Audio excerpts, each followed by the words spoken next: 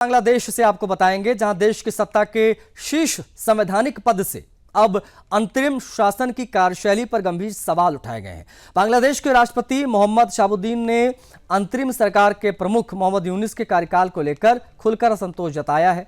राष्ट्रपति शाहबुद्दीन ने साफ शब्दों में कहा है कि यूनुस के नेतृत्व में चली अंतरिम सरकार ने संविधान की मर्यादाओं को तोड़ा, राष्ट्रपति पद को हाशिए पर धकेलने की कोशिश की। बता दें कि अगस्त 2024 से फरवरी 2026 तक मोहम्मद यूनुस ने बांग्लादेश की अंतरिम सरकार की कमान संभाली थी। उनके कार्यकाल के बाद बांग्लादेश नेशनलिस्ट पार्टी यानी बीएनपी की पूर्व सरकार अब बन चुकी है, जिसकी कमान खुद प्रधानमंत्री तारिक रहमान के नेतृत्व में है, वो संभाल रहे हैं। इसी सत्ता परिवर्तन के बाद राष्ट्रपति शाहबुद्दीन ने बांग्लादेशी अखबार कालेर कांठो को दिए एक इंटरव्यू में अंतरिम सरकार के दौरे को अपने लिए सबसे कठिन समय बताया। राष्ट्रपति शाहबुद्दीन का कहना है कि यूनुस के 1.5 साल के कार्यकाल के दौरान उन्हें किसी भी अहम निर्णय प्रक्रिया में शामिल ही नहीं किया गया। उन्होंने दावा किया कि इस दौरान उन्हें हटाने की साजिश भी रची गई, यहाँ तक कि उनके कोसोवो और कतर के विदेशी दौरों को भी रोका गया।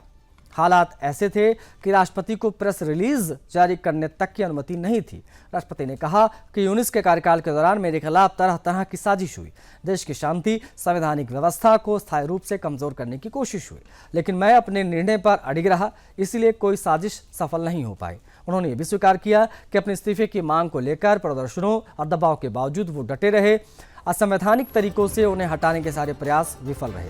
इस पूरे राजनीतिक उथल पुथल के बीच राष्ट्रपति शाहबुद्दीन ने बीएनपी की भूमिका की खुलकर सराहना की। उन्होंने कहा कि शेख हसीना के सत्ता से हटने और हिंसक प्रदर्शनों के दौर में बीएनपी का शीर्ष नेतृत्व उनके साथ खड़ा रहा। राष्ट्रपति के अनुसार बीएनपी ने संविधान की निरंतरता बनाए रखने के उनके प्रयासों को अपना समर्थन दिया। राष्ट्रपति ने विशेष तौर पर तारिक रहमान का जिक्र किया, कहा कि उनके कठिन समय में बीएनपी का सहयोग 100% था। बताते चलें कि शाहबुद्दीन यानी राष्ट्रपति शाहबुद्दीन ने एक बेहद गंभीर आरोप लगाते हुए कहा कि अंतरिम सरकार ने उन्हें असंवैधानिक तरीके से हटाने की कोशिश की।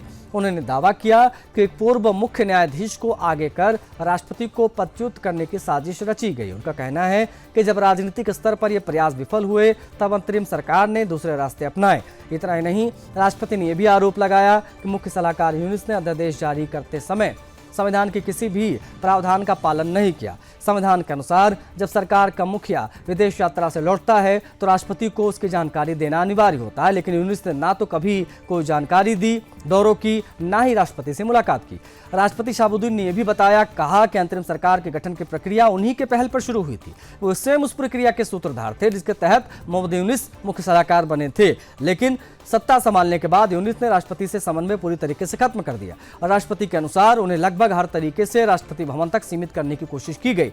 बांग्लादेश की राजनीति में ये बयान सिर्फ अतीत की शिकायत नहीं, बल्कि अंतरिम शासन और संवैधानिक संतुलन पूर्णतः एक बड़ा प्रश्न चिन्ह है।